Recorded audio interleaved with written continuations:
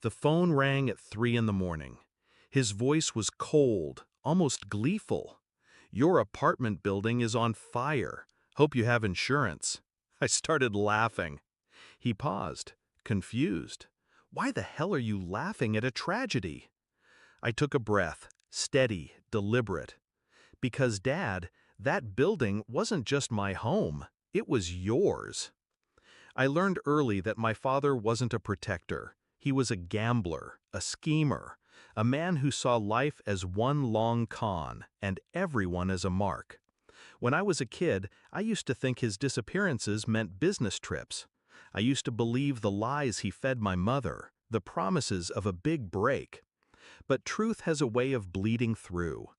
Debt collectors pounding on the door, shouting matches over missing money, my mother crying into our hands. Eventually, he left us altogether. Not just broke, empty. For years, he was nothing but a shadow in my life, until one day, he came back. Not with an apology, not with love, with an opportunity. He called it an investment, a sure thing.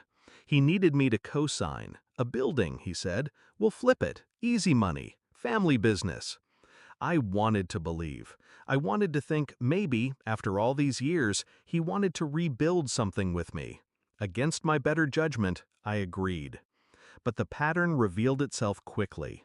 The late-night calls, the missing rent checks, the tenants complaining about broken plumbing while he pocketed cash. He wasn't building anything. He was bleeding the place dry. And when I confronted him, he smirked. "You wouldn't have that place if it weren't for me. Don't forget who brought you in." That was the moment I stopped being his pawn.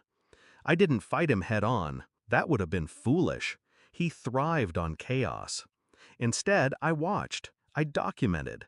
I let him dig his own grave. Every misused dollar, every tenant complaint, every late tax payment. I collected it all, quiet as smoke. Then I moved my things out. Not a word to him. I signed a lease across town, told no one. The apartment he thought was mine? Empty, except for the cameras I'd installed. While he thought I was still living there, I was already planning his collapse. Step 1, ownership. He thought we were co-owners, but the paperwork told another story. My lawyer had drafted a silent clause. His stake? Conditional. Every financial misstep, every violation, transferred control to me. All I had to do was prove negligence. Step 2, evidence. The camera showed him sneaking in, moving cash, stashing junk tenants never saw again. My files painted him as a slumlord, a criminal. Step 3, timing. I waited. I let him get comfortable. I let him think I was still under his thumb. Until tonight. He called me with fire in his voice, thinking he'd finally broken me, thinking the blaze would wipe away his trail. But he didn't know the building wasn't just my apartment. It was the crown jewel of his scheme. And now, it was ashes.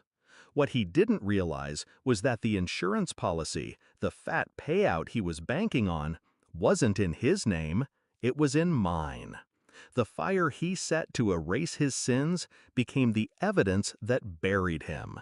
The investigators would find accelerants, traces of his handiwork, and when they checked the ownership, the fraud, the insurance, every arrow would point to him. I didn't need to say much on the phone, just enough. That building wasn't just my home, Dad. It was your investment, your future, and now it's gone. Silence on the line. Then his breath, sharp and panicked. "What did you do?" I smiled into the dark. "What you always taught me. I bet against you." By morning, the fire marshals would call it arson. The bank would call in his debts. The state would call it insurance fraud. And I would call it closure. I didn't need revenge in flames. I needed him to feel what he made us feel all those years ago. Powerless. For once, he couldn't talk his way out. He couldn't gamble, couldn't charm, couldn't run. He was trapped in the very fire he lit. As I hung up, my chest felt light, not with joy, not with triumph, but with release. My father had called me at 3 a.m. to celebrate my tragedy. Instead, it became his confession, his undoing. And I didn't lose a thing. I gained everything he thought I'd never have: control.